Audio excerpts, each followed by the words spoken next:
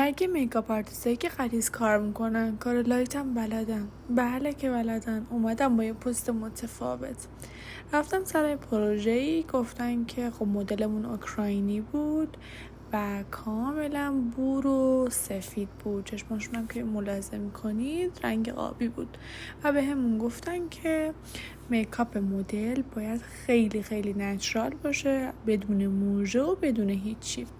استارت شروع کارم با لیفت ابروشون بود، چون که نمیخواستم میکاپش غلیظ بشه. داخل ابروهاشو به جز ژل لیفت هیچی استفاده نکردم.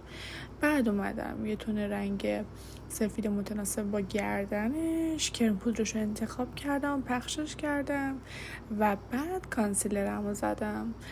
اومدم یه کوچولو شاینم بهش اضافه کنم، شاین مایه‌مو اضافه کردم به صورتش، اما باز اومدن گفتن که خب شاینم نباید بشه. در نهایت آخرش این هایلایتر که زدم و با پودر و اینا ماتش کردم، ولی خب برای کلیپ میکاپ خودم خیلی قشنگ شد. بعد اینکه رژگونه‌شو زدم، محوش کردم. اینم یه پوست نچرال، البته پوشش و کاور پوستو گفتن زیاد نمیخوایم باشه، مثل دقیقاً یه پوست اروپایی باشه. بعدم که اومدم قسمت زیر چششو پاودر زدم، فیکسش کردم و بعد با براش جاروش کردم، پاکش کردم.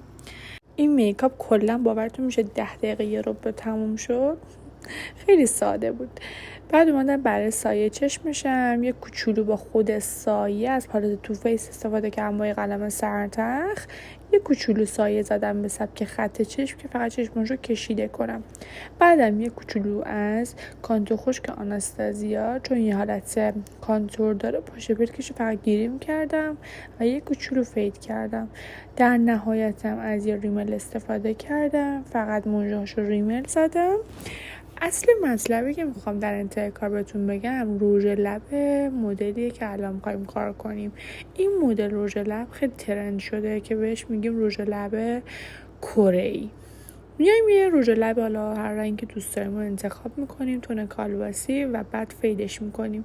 سبک نچرال میکاپش نباید خط لبتون خیلی بولد باشه و باید خط لبم فیدش کنیم و بعد میام وسط لبش رو یه کوچولو تینت میزنم و با یه دونه براش فیدش میکنم. اینم از سبک میکاپ لایت نچرال برای مدل اوکراینیمون. حالا تو به من بگو، تو این سبک رو دوست داشتی؟